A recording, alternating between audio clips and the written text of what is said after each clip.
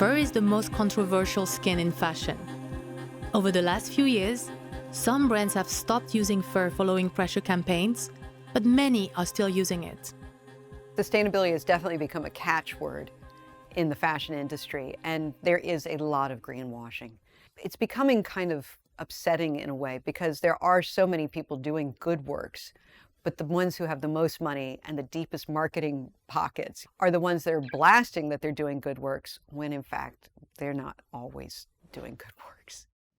Do you care about sustainability? According to the fur industry, faux fur is unsustainable, chemical and plastic-based, and leaks microplastics into the oceans. Meanwhile, the industry positions animal fur as sustainable, biodegradable, and natural. Not an artificial chemical material.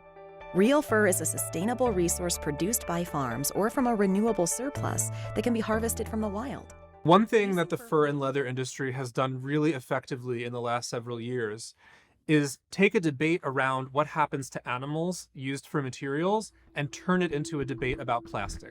The main communication strategy for this multi-billion-dollar industry is to present itself as green. The website furisgreen.com is copyrighted by Fur Council of Canada. Truth About Fur is representing the interest of the North American fur industry and the International Fur Federation. And behind sustainablefur.com, we find Fur Europe, an interest group who spent €500,000 lobbying the European Union in 2019. To understand more, I meet with the CEO of Fur Europe. The fur industry in Europe, we have about 4,000 farms. That is mink, fox, chinchilla and fin raccoon farms.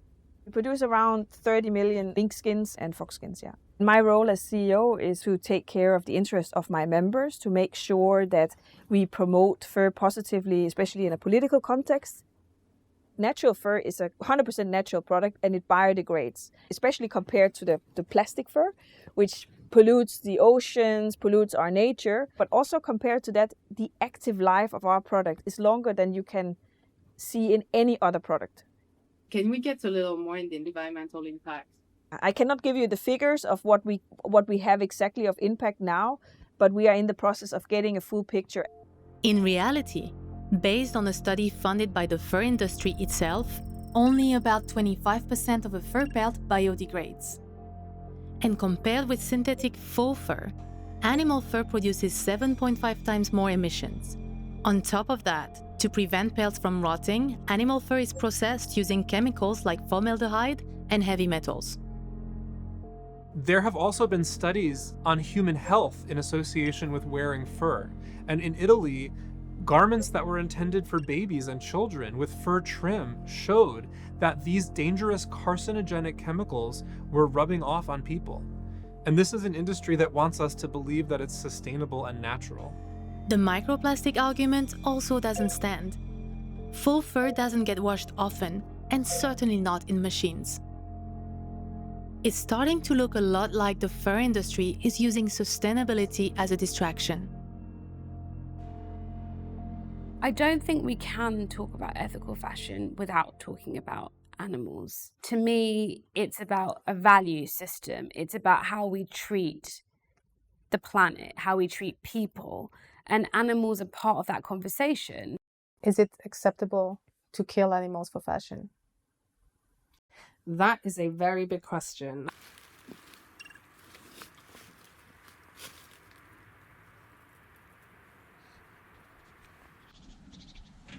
It's very well regulated, the pelting or the killing of the fur animals. It's something that is based on science. One of the big advantages of our sector is that we actually do not transport for slaughterhouses. We do not transport our animals for killing. So when the animal is killed, it's taken right out of its natural environment and put into either for the mink, it's put into a box with gas, or for the fox, it's with electricity. You kill it like that. So it's very humane. It's just outside its environment. It doesn't get stressed. It doesn't get panicked or have a long transport cramped with other animals in an animal transport. Wait a minute. And put into it's put into a box with gas, or for the fox, it's with electricity. You kill it like that. This motion refers to the standard killing method on fur farms approved by Fur Europe. The electric current passes through a fox once one of the electrodes has been inserted in the fox's rectum and one electrode into the mouth, and the farmer pushes an on-off switch. And this is the fur industry's definition of humane.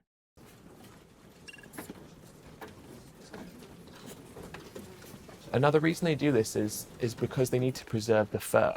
So if they were to kill the animals using, say, more conventional methods, that will destroy the quality of the fur because it'll become stained with the blood. And because these methods are so rudimentary and crude, what's been documented several times is that animals are actually skinned alive on fur farms. It's a form of moral insanity that we justify this behavior in any kind of way.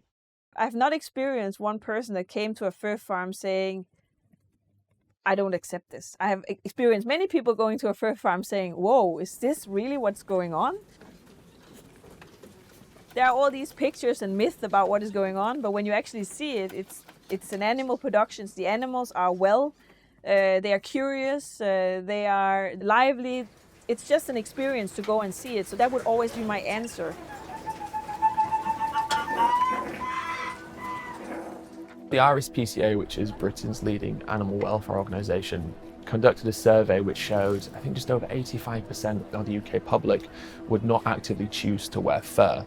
However, what we see is an increasing number of people wearing items such as, hats with pom-poms or key rings of pom-poms or coats with fur trims.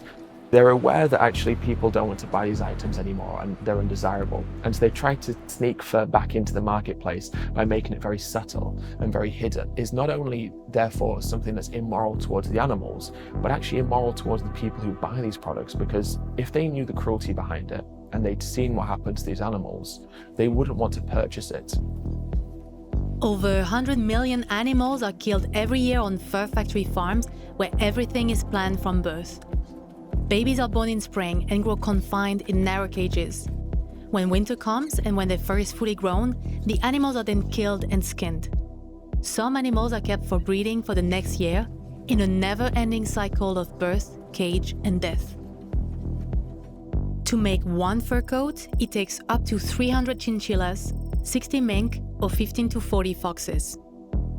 Fur farms exist in European countries, Russia, US, and Canada, but the biggest fur producer in the world is China.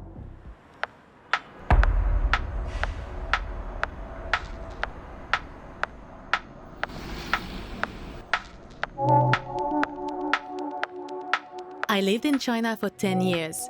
Here, I am always reminded of the unstoppable pressure of consumerism. The country is ruled by a communist party, but almost everything obeys capitalist laws. With the ever-increasing purchasing power of the Chinese population, the fashion market here is worth hundreds of billions of dollars. And the fur industry in China is worth $61 billion, way more than the rest of the world. To fully grasp the scale, I get my hands on a report by Act Asia, a charity educating the public on the fur industry practices. 中国在国际上呢，其实现在是最大的生产国。最大的这个消费国，同时也是最大的制造加工国。在整个的国际市场上呢，在这个拍卖市场里面，中国的买家都是非常具有它的分量的。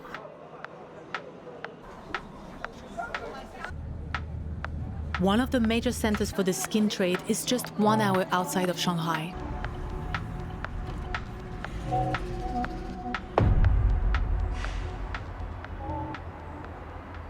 In department stores, entire floors are dedicated to fur for domestic and international sale. Posing as a buyer, I get offered wholesale price for all kinds of fur coats in several shops. 我们其实呢都不应该忽略中国在皮草产业跟它的国际交易上的一个角色，它其实是跟国际有非常紧密的一个关系。其实越大的养殖场呢，很多呢常常是有国际的投入的，比如说在大连的一个很大的养殖场，它已经有高达到5万多只的这个貂，它的繁殖种类呢都是从丹麦他们进口进来，从技术上、设备上呢都是从国外直接引进。所以呢，我们在谈整个的皮草的养殖跟产业的时候，其实已经是一个非常跟国际的连接的一个紧密的概念。In this shop, I find wolf fur from the US, even though some wolf populations are endangered. This is what this is big.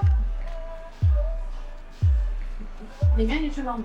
全都是毛，对，全都是毛。 There's fur for any budget. For $1.50, you can buy a rabbit keyring made of real rabbit fur. In the back alleys behind the malls, I find raw pelts sold by the dozens at about $40 a pelt. 这些是国产。国产。嗯哼。这是进口的美洲蚝。里面蚝的玻璃水疗都有的。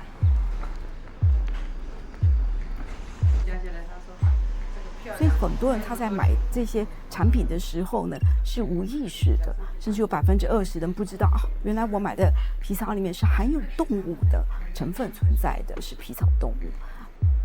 是芬兰还是？那个是芬兰。芬兰。对。那这个皮草动物有可能是来自猫狗，也有可能它是来自野生动物。都有区别还是？一张跟它都养的这个吧，一张跟一样，它都不跟人一样，长得都不一样的，它不是说这个同一个，它就是都是大型犬，这都是差不多，就是。你看，你说这个是野生，那你怎么买？有关系。你不你就是那便宜啊，230了，他说我2年8。These are wild caught, and it's a protected species. 这一条条疤上，有的疤一看100有几条？30条以上。你看到的那些在市场上一条一条的这个皮挂在墙上，放在地上，这些都是活生生的生命。After Haining, I can't stop thinking about the animals. Back in Shanghai, a local activist shows me where all these pelts are coming from. 当我们在谈很多动物的议题的时候，常常你会觉得从一支视频，或是说从报道，或是从文字上去认知，一直到你自己到前线、到农场上或市场上去看到这些动物它们的苦痛，是没有办法以文字来去形容，它给你一个很大的真实感。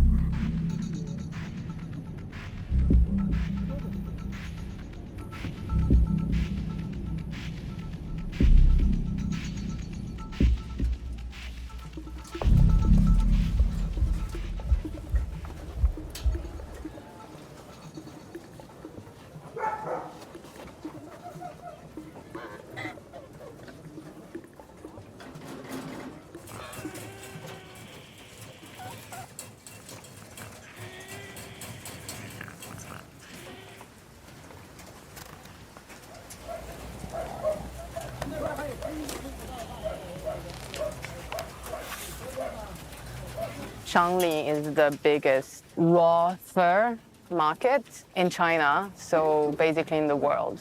And it specializes in foxes and raccoons as well.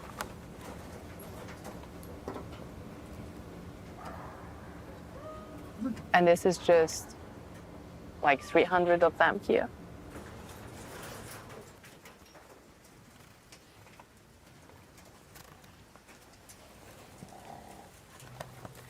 This is just one backyard farm out of, I don't know, hundreds in the areas, probably thousands. We talk about these big numbers. We talk about 100 million, 120 million animals killed for fur every single year, year after year. But ultimately what it is, it's 100 million times one individual. I used to have a fur coat. It was a blue fox fur coat that I had. I didn't care. I felt like, oh, they're already dead, so I might as well wear it.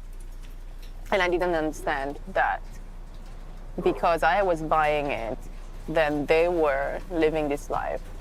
And they were killed for me. I didn't understand that.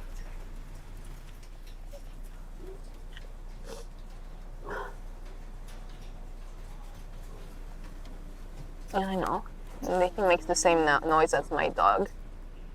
When my dog is upset, or like he feels like there's someone at the door, he would make that kind of noise.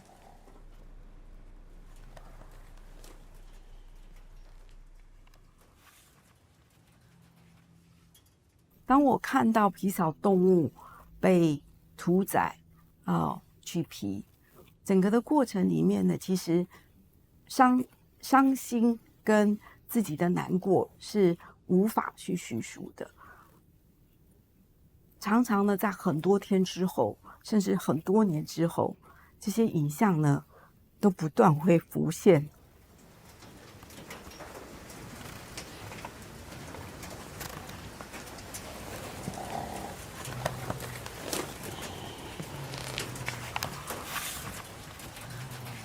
When I think about the animals, those individuals who are sitting confined in small wire cages, who evolved for millions of years to run and explore and swim and play, and they are spending their entire lives confined to a small space. When I think about the anguish and the horror that they experience, it makes me wonder, what's it going to take for us to be able to move beyond this?